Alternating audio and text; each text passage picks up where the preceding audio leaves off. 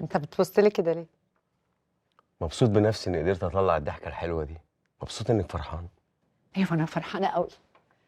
بصراحه يا شريف، اول ما مسكت الكيبورد حسيت ان انا عيله صغيره. افتكرت ايام حلوه قوي وذكريات جميله بجد. النبي انت اللي جميله. دي ايه دي؟ دي معاكسه ولا تريقه؟ ده سؤال برضو يا شروق. تريقه طبعا. ادخل.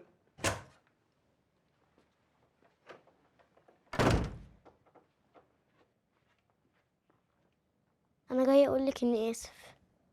روح لها روح لها.